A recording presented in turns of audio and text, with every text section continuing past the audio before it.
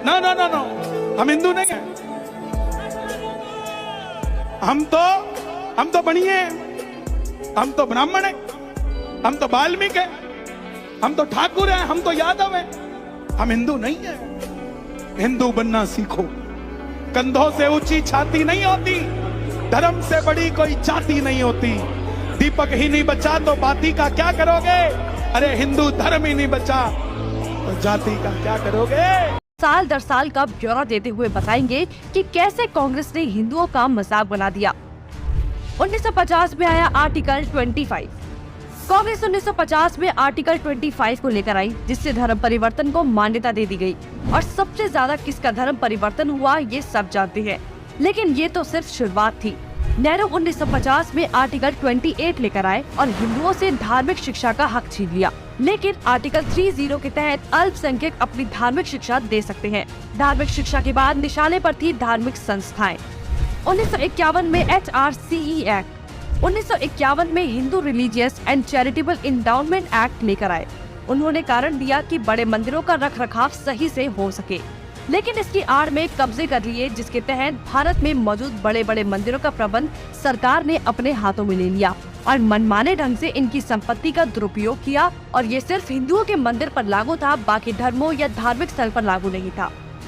1956 में Hindu code bill आया। 1956 में नेहरू सरकार हिंदू कोड बिल लेकर आई, लेकिन अल्पसंख्यकों के लिए इन्होंने पर्सनल लॉ बोर्ड को बिल्कुल हाथ नहीं लगाया। मतलब एक ही है, देश में एक जाति कद संविधान कानून से और दूसरी अपने धर्म के कानून के हिसाब से, और आज भी यूनिफॉर्म सिविल कोड से कतराते हैं। कांग्रेस ने लगाई आरक्षण की आग। कांग्रेस आरक्षण लेकर आई, जिससे हिंदुओं को बांटने का काम किया गया, जिससे सबसे बड़ा नुकसान हिंदुओं को हुआ।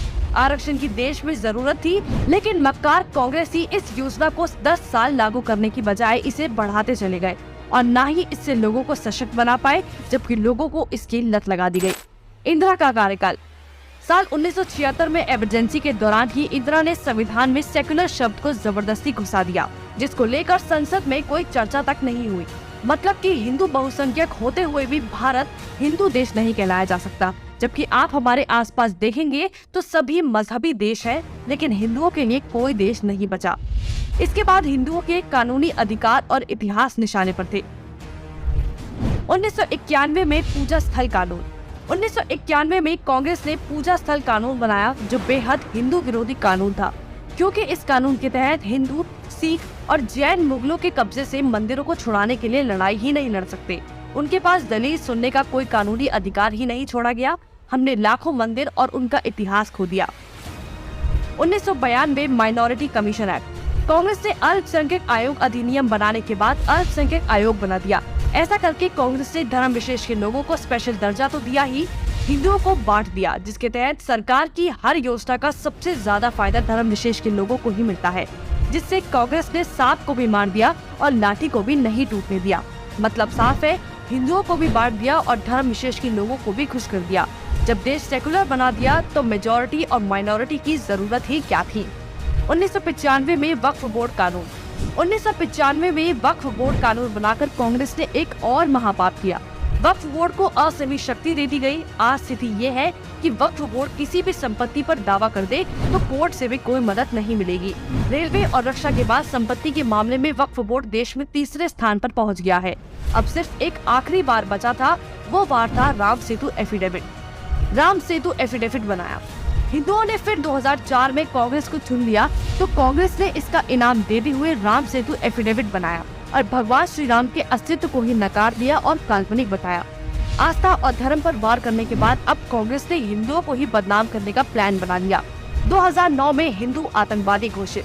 2009 में फिर से हिंदुओं ने कांग्रेस को चुना, तो उसके बदले में कांग्रेस ने हिंदुओं को ही टेरर घोषित कर दिया। कांग्रेस ने बहुत ही चालाकी से एक एक कर हिंदुओं के धर्म, अधिकारों और शिक्षा के अधिकार को छीन लिया, लेकिन हिंदू फिर भी कांग्रेस को नहीं समझ पाया।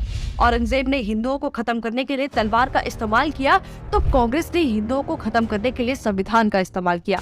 फिर भी कांग्रेस ही बोल रहे हैं कि लोकतंत्र खत्म हो रहा